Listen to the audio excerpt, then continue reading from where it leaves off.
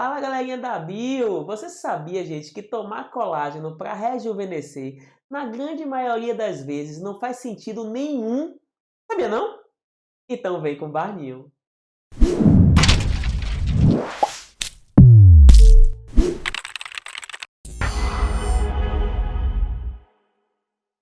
Então, galerinha, a aula de hoje é sobre tecido conjuntivo propriamente dito, mais conhecido com a sigla TCPD. Lembra que ele não tem propriedades especiais, então ele faz o básico de todo o tecido conjuntivo, que é preenchimento do corpo e conexão entre os tecidos, beleza? Bom, só que nós temos dois tipos de tecido conjuntivo propriamente dito, o frouxo e o denso. Olha para um, gente, olha para outro, ó. O frouxo, o nome já diz, eu tenho várias fibras de colágeno, só que elas estão mais afastadas, ó. Ó, ele é mais frouxo, é menos denso. Então as células ficam aqui mais livres para poder circular, eu tenho um maior número de células. Já o tecido conjuntivo denso tem tanta fibra de colágeno, por exemplo, tem tanta fibra proteica que não dá espaço praticamente, ó, para as células. Então eu tenho poucas células, pouca mobilidade das células no tecido, muitas proteínas. Então, gente, basicamente o frouxo tem mais células circulando, mais células presentes e menos fibras proteicas. Tem menos colágeno. E o denso, gente, tem muito mais colágeno e menos células, beleza? Então, há muito mais fibras proteicas e muito menos células presentes no tecido. Então, basicamente, essa é a diferença entre frouxo e denso, valeu? Galera, o principal exemplo de tecido conjuntivo propriamente dito frouxo, ó, TCPD do tipo frouxo, é a derme. Lembra que a derme é a camada de tecido que fica embaixo da epiderme. Lembra que nossa pele é um órgão formado por dois tecidos. A epiderme, que fica em cima, é epitelial, e a derme, que fica embaixo, que é um tecido conjuntivo frouxo, propriamente dito. Bom, está aqui um desenho básico das células que formam a nossa derme. Aqui está só, gente, as células componentes. Bom, primeiro você vê logo aqui essa célula com formato irregular, chamada de fibroblasto.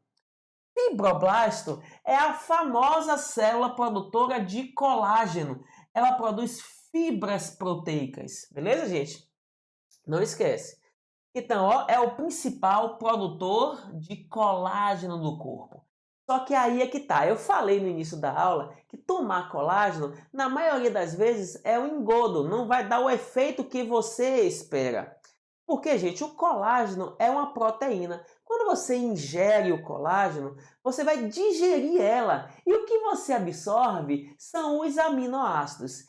Esses aminoácidos do colágeno que você ingeriu são usados para fazer qualquer proteína do seu corpo. Lembre que qualquer proteína do corpo é produzida dentro da célula, nas estruturas chamadas de ribossomos. Então, gente, como é que o fibroblasto produz o colágeno? Ele vai ativar o gene do colágeno, que vai sofrer transcrição, vai produzir um RNA mensageiro, vai lá para o ribossomo e começa a fazer lá o colágeno. Só que o colágeno é uma proteína que fica fora da célula, é uma proteína de exportação. Então esse ribossomo está aderido ao retículo endoplasmático rugoso. Aí o retículo rugoso recebe o pré-colágeno, digamos assim, e manda para o complexo de Golgi. O complexo de Golgi modifica ele, deixa ele prontinho e secreta para fora da célula. Não esquece isso, gente. Essa é a via de biossíntese do colágeno.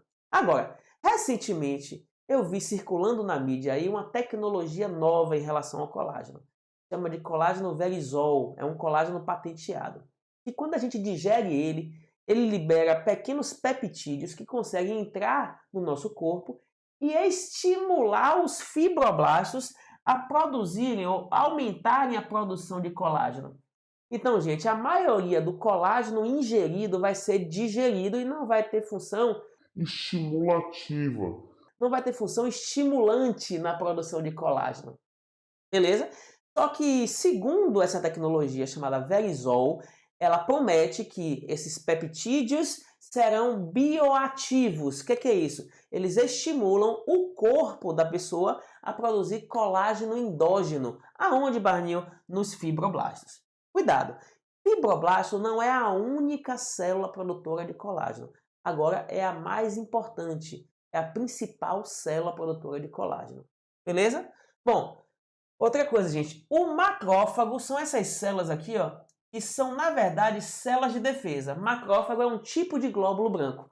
Ele não nasceu aí na derme, ele não nasceu nessa região, ele migrou para essa região. Ele veio de onde, Barninho? Ele veio do sangue, gente. O macrófago, ele vem do sangue. Mas no sangue ele recebe outro nome. Ele é chamado de monócito.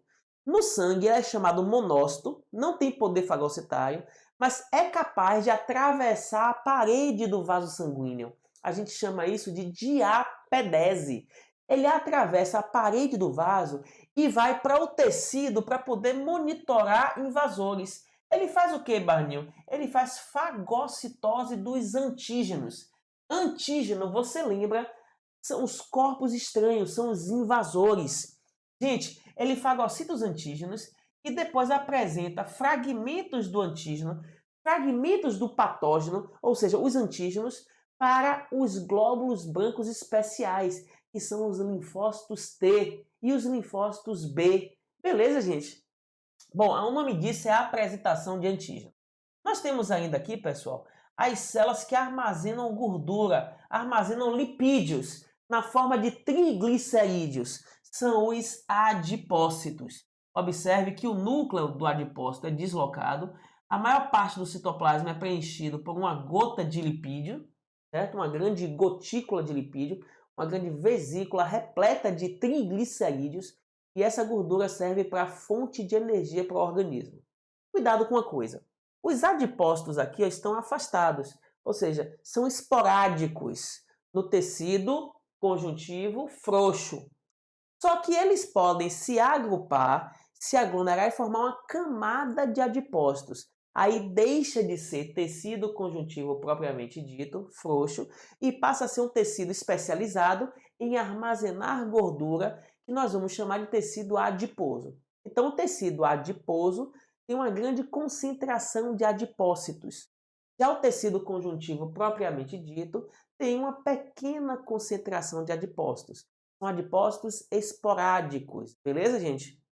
Vamos lá.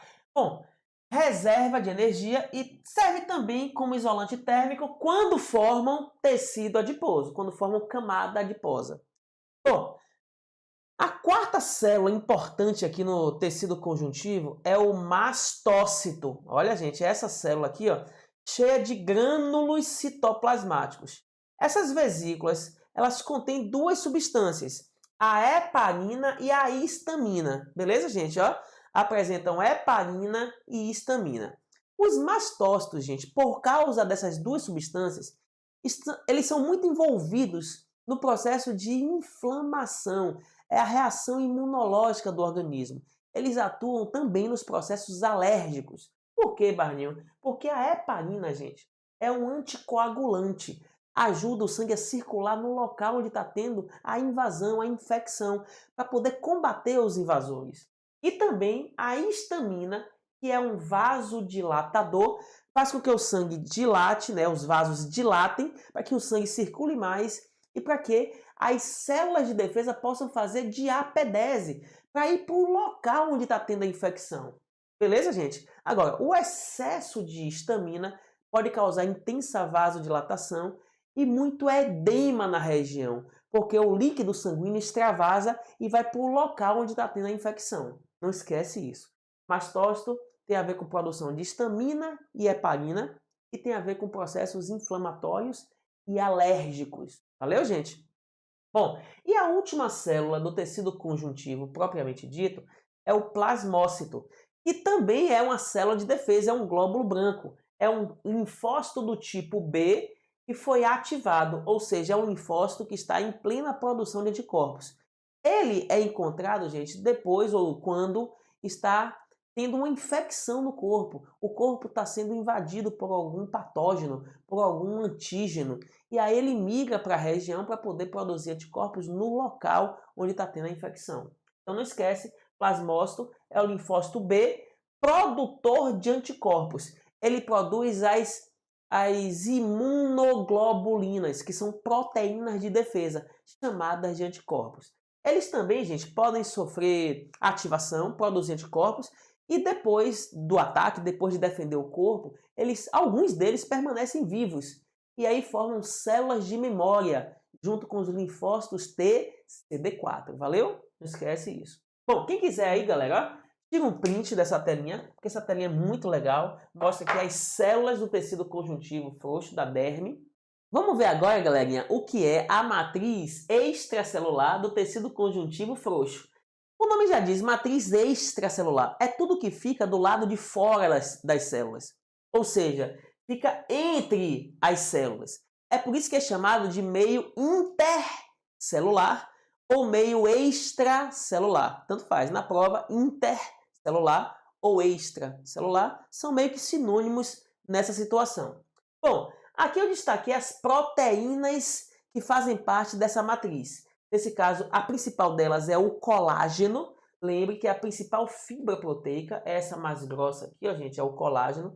É importante para dar firmeza, sustentação ao tecido.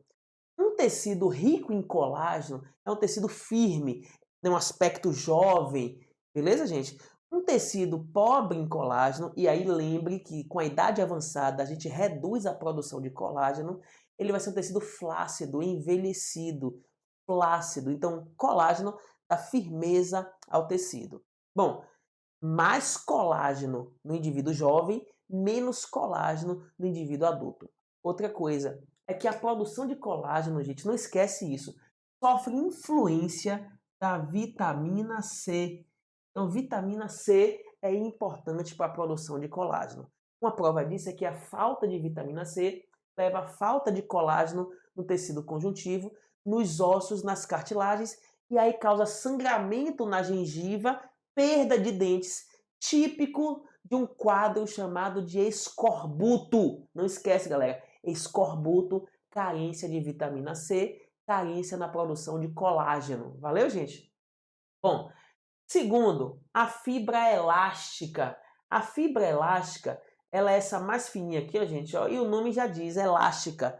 Ela tem uma proteína chamada elastina. A função dela é dar elasticidade ao tecido. Por isso que o nome é fibra elástica, beleza? Ela é muito encontrada em alguns tipos de cartilagens. Bom, e a terceira fibra, essa bem fininha, não sei se você está enxergando aí, ó, essa bem fininha aqui, ó, ela fica entrelaçada. Ela forma tipo, ó, gente, ó, um trançado firme que sustenta o tecido. Sustenta esse tecido, né? Ou seja, as proteínas dele próprio, porque ela fica assim meio que enroladinha nesse colágeno principal e sustenta esse tecido com os demais tecidos. Beleza, gente? Então, não esquece, ó. Esse tipo de fibra mais fininha, mais delgada de todas, mais fininha de todas, que fica entrelaçada, é a fibra reticular, também chamada reticulina.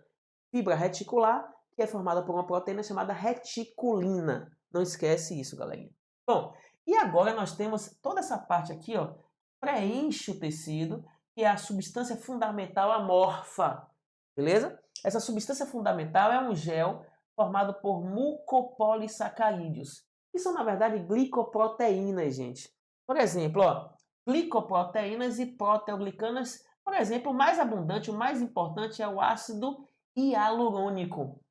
O ácido hialurônico, ele está presente em muitos produtos de beleza, de maquiagem, de estética. Por quê, Barnil? Porque ele faz um processo chamado de solvatação. O que é solvatação? Bom, é quando essas glicoproteínas têm radicais com carga elétrica e por causa da sua polaridade acabam atraindo água para o tecido. Aí o tecido fica bem hidratado, fica tensionado e aí dá um aspecto de jovem, dá um aspecto de rejuvenescimento. A indústria farmacêutica percebeu isso e desenvolveu produtos na linha de cosméticos, na linha de rejuvenescimento. Beleza, gente? Então não esquece. Solvatar quer dizer atrair água. hidratar o tecido. Isso acontece por causa de uma concentração de mucopolissacarídeos, por exemplo, o ácido hialurônico, que tem carga elétrica e por isso atrai a água, beleza? Gente, vale lembrar aqui a diferença entre uma glicoproteína e um proteoglicano. Os dois tipos formam os mucopolissacarídeos. Mas qual é a diferença entre eles? As glicoproteínas apresentam açúcar, ou seja, carboidrato, preso a proteínas. São oligosacarídeos presos a proteínas. Beleza? E os proteoglicanos apresentam proteínas associadas a carboidratos. Bom, então é a mesma coisa, Barninho? Não, gente. Porque glicoproteína tem mais glicídios do que os proteoglicanos. Os proteoglicanos, a parte proteica é mais abundante. Então, proteoglicano, parte proteica mais abundante. Glicoproteína, a parte glicídica, né, é mais abundante. Beleza? Valeu, galerinha. Ó, tira um print aí, meu povo, e vamos nessa.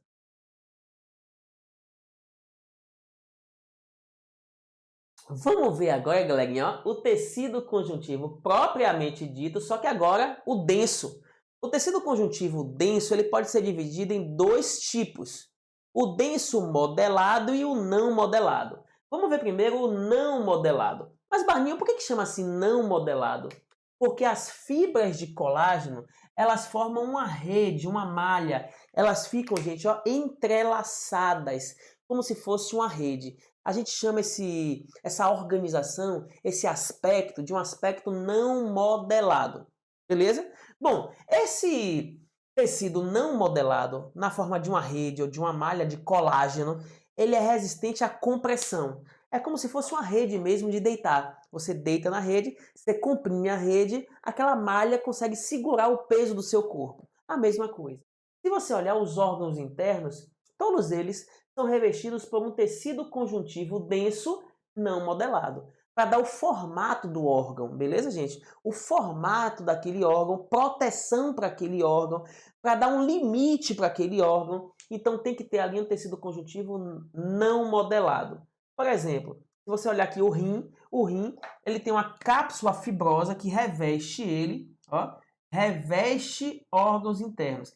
E essa cápsula fibrosa que reveste o rim, que eu destaquei aqui, ó, observe, cortei esse pedacinho aqui, ó. Esse pedacinho cortado, essa cápsula fibrosa, é um tecido conjuntivo denso, não modelado. Agora, o tecido denso modelado, ele vai formar os tendões e os ligamentos. Mas por que ele é modelado, Barninho? Porque as proteínas de colágeno formam feixes paralelos. Então, gente, não esquece isso. Se o colágeno formar feixes paralelos, modelado. Se formar uma malha, tipo uma rede, não modelado. Então, ó, rede, não modelado. Paralelo, modelado. Se tiver um paralelo ao outro. Bom, imagine um fio de cordão, um fio de cabelo. Sozinho ele se parte. Mas se eu tiver vários fios, milhares de fios de cabelo paralelos uns aos outros, eu posso puxar e até suportar o peso do corpo de uma pessoa. Entendeu, gente? Então, observe, um fio só se parte, mas vários fios em paralelo formam uma resistência incrível ao puxão, à tração. A mesma coisa é a rede de deitar. A parte que a gente deita e pressiona, faz a compressão, é uma malha. Então, aí seria não modelado. Agora, a parte que fica presa na parede, que vai ser puxada pelo nosso corpo, vai ser puxada, tensionada, os fios ali são paralelos para poder dar resistência à tração. Então não esquece, gente, não modelado resiste à compressão. Modelado resiste à tração. Por exemplo, aqui, ó, eu tenho esse osso, eu tenho aqui um músculo, esse músculo aqui, gente, ó, é o bíceps. Agora, esse músculo bíceps está preso ao osso através de fibras de colágeno em paralelo, que é o tendão. Então, o tendão é um tecido conjuntivo, propriamente dito, do tipo denso modelado, beleza? Então, o que é que o tendão faz, Barninho? O tendão prende o osso no músculo, é isso que ele faz, prende o osso no músculo. Então, ó, conecta o osso ao músculo, beleza? Observe que a função básica aqui é conexão, nesse caso. E o ligamento, Barninho, qual a diferença? O ligamento, gente, ele também faz a conexão, só que é a conexão de um osso com outro osso. Então, galera, vale lembrar isso, hein? Ligamento, osso com osso. Tendão, tendão, osso com músculo. Certinho? Tendão de Aquiles, Barninho, rompeu o tendão de Aquiles. Então, quer dizer que esse tendão fazia a ligação do osso do calcâneo com o músculo da panturrilha. Então, rompeu o ligamento, seu músculo agora não vai conseguir se apoiar no osso. Então, você perde o movimento do membro. Ah, Barninho, o jogador rompeu o ligamento cruzado do joelho, da patela. Aí você teve uma ruptura do ligamento, então você perde a firmeza entre os ossos. Os ossos ficam frouxos entre eles. Valeu, galerinha? Beleza, gente. Tira um print aí, meu povo.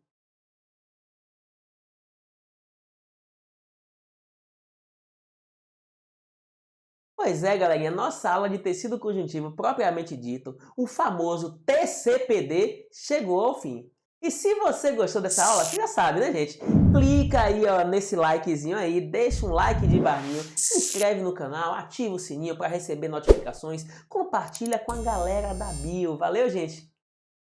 Ah, e não perde as próximas aulas de tecido conjuntivo, porque essa foi só sobre o tecido conjuntivo propriamente dito. Ainda faltam os tecidos conjuntivos especializados. Valeu, galerinha? Um beijo de Barninho e até a próxima.